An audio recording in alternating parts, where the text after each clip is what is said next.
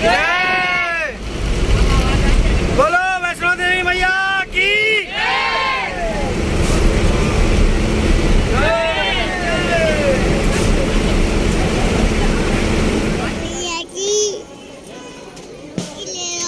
जय माता की बोलो, जय माता की बोलो।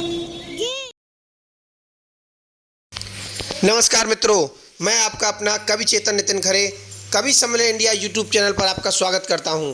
और आज आपके समक्ष लेकर आया हूं एक नया वीडियो जो कि यात्रा से जुड़ा हुआ है, जो कि ट्रैवल ब्लॉग से जुड़ा हुआ है। और यदि आप गर्मियों के मौसम में माता रानी के दर्शन करने जाना चाहते हैं, माता वैष्णो देवी के धाम जम्मू कश्मीर कटरा जाना चाहते हैं, तो आपके लिए यह वीडियो काफ़ी मददगार साबित हो सकता है। इसलिए इसको अंत तक देखिए और इस वीडियो को पहले ही लाइक कर दीजिए और शेयर कर दीजिए। देखिए, यदि आप ट्रेन के द्वारा जम्मू जा रहे हैं और माता रानी के दर्शन करने जाना चाहते हैं, तो ये वीडियो आपको है जम्मू से लेकर आपको कटरा तक कैसे पहुंचना है और कटरा से माता रानी के दर्शन करने के लिए जाने का जो मार्ग है वहां तक का बहुत ही आवश्यक वीडियो है। एक एक चीज़ आपको बारीकी से बताऊंगा। सबसे पहले, यदि आपकी ट्रेन कटरा रेलवे स्टेशन पहुंचती है तो वहां से आप सीधे किसी होटल तक पहुंच सकते हैं। लेकिन यदि आपकी ट्रेन जम्मू तक पहुंचती है तो आपके लिए वीडियो ये काफ़ी मददगार है। जम्मू स्टेशन से आप बाहर आएंगे, जैसे ही बाहर आते ही लगभग 100 मीटर की दूरी पर, 100 से 125 मीटर की दूरी पर आपको स्टैंड मिल जाएगा, टैक्सी स्टैंड। यदि आप टैक्सी करना चाहते हैं तो आप कटरा के लिए टैक्सी कर सकते हैं, क्योंकि जम्मू से कटरा की दूरी लगभग 65 किलोमीटर है और उस 65 किलोमीटर की दूरी के लिए आपसे टेम्पो वाले लगभग 2000 के आसपास रुपए चार्ज करेंगे। 1500 से 2000 रुपये, 1500 नहीं बल्कि 2000 ही चार्ज करते हैं। लेकिन यदि आप ट्रैवल बस के थ्रू जाना चाहते हैं तो वो भी एक अच्छा विकल्प है। आपको लगभग 65 किलोमीटर के लिए उसमें 125 रुपये पर हेड पे करना होगा, 120 से 125 रुपये पर हेड पे करना होगा और आप कटरा बस स्टैंड तक पहुंच सकते हैं, कटरा तक पहुंच सकते हैं। आइए, ये आपको मैंने यात्रा की जानकारी दे दी। अब मैं आपको रास्ते के बारे में बताता हूं।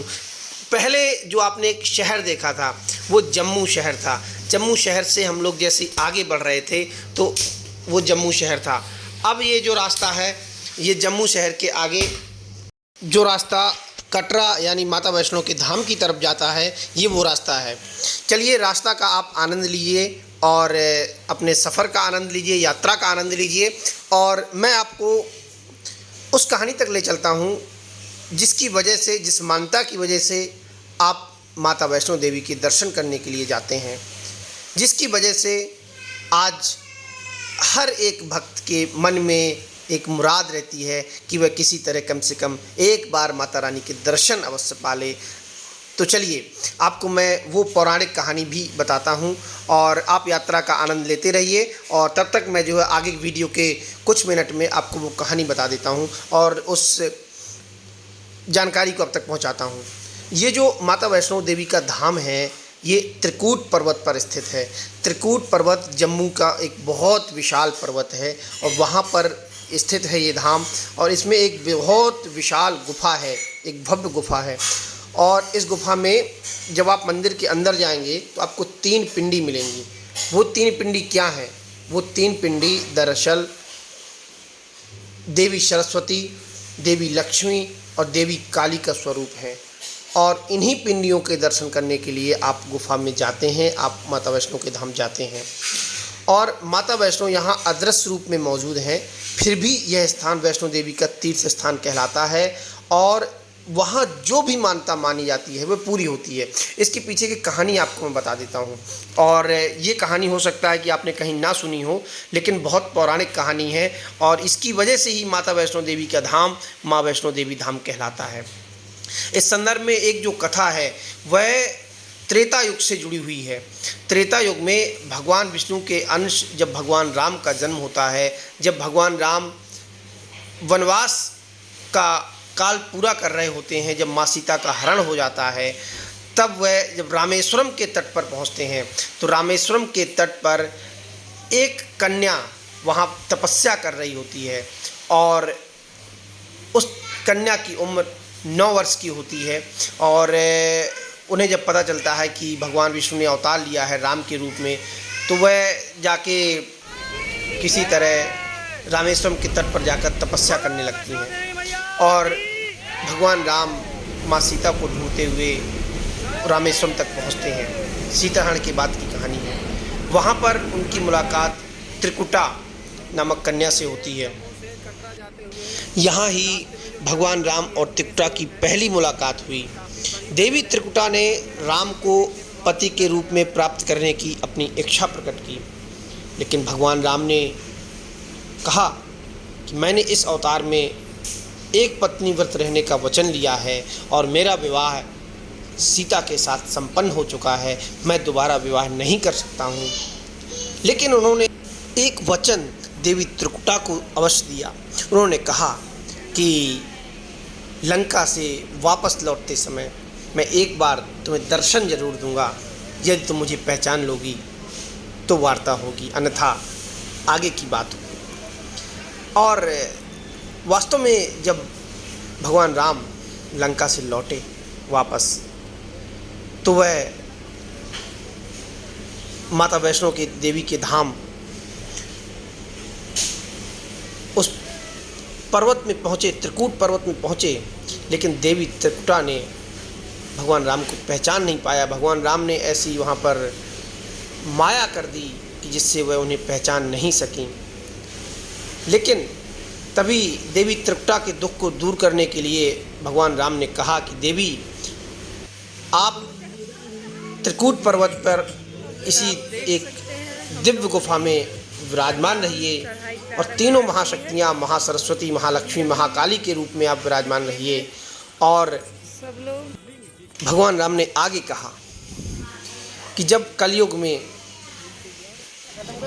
मेरा अवतार होगा, कल की अवतार होगा, तब मैं आपसे विवाह संपन्न करूंगा और आपकी सेवा में भगवान महावीर तब तक सदैव रहेंगे और आप जीवित रूप में, सजीव रूप में ही वहाँ पर निवास करेंगी। और जितने भी भक्त आपके दर्शन करने के लिए, आपकी सेवा के लिए आपके धाम पधारेंगे, उनकी समस्त नेक मनोकामनाएं आप पूरी करते रहेंगी, ये आपको वरदान है। तब से माता वैष्णो देवी का धाम, जय माता दी बच्चे, त्रिकूट पर्वत, जय माता की। कहाँ जा रहे हो आप? भक्तों के लिए आस्था का, श्रद्धा का स्थान बना हुआ है।